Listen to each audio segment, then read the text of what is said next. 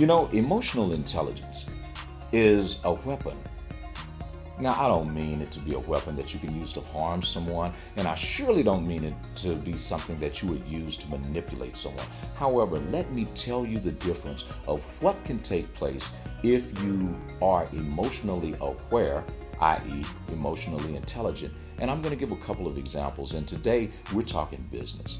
Let's say that you are the CEO of a mid-sized to a small company, or maybe you're just the entrepreneur that's just started a new business and it's you, a couple of friends, and maybe a family member or two. It doesn't matter. This will apply to you. The first, leadership style. What is a leadership style? Well, it's that ability that we have when we have to effectively create an effective team, to deploy a strategy, to correct the things that we are doing wrong that are causing us not only to have erosion in our business, but potentially even stagnation. The last thing that you want to do is set up your dreams, your hopes, and put a lot of money into it only to have it wind up going, let's say, all downhill. Well, here's some tricks that you can use to avoid that. One thing that I teach when I work with executives as well as small business owners is how to have the appropriate response to the appropriate situation.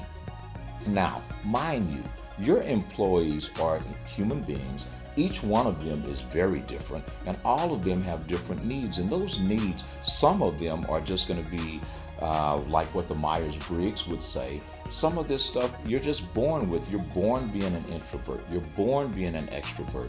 You're born having a feeling or a thinking orientation. But you have to remember, not all people are the same, so no matter how much that we can put people in categories, situations will genuinely affect how your people respond to stimulus, to circumstances, and to pressure.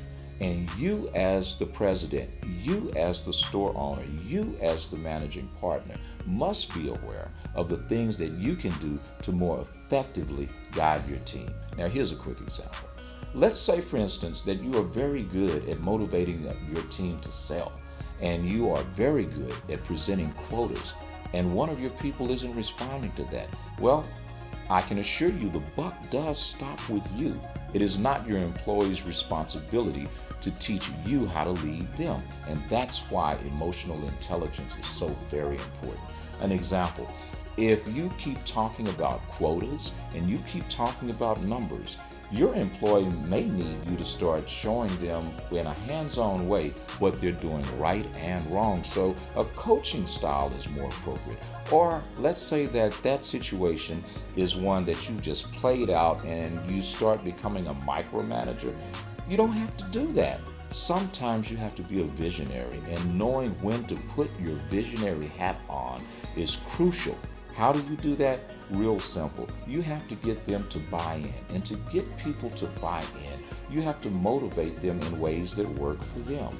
Often, this is simply you being aware of someone's needs at the time. Where one employee responds to a nice bonus, and I'm sure most of us would respond to that, but you don't always have the money to give someone a bonus. So maybe a plaque or something as simple as a pat on the back. I can tell you one thing. Being emotionally aware and emotionally intelligent will make or break you. Why don't you try changing your management style? Change it today. Get emotionally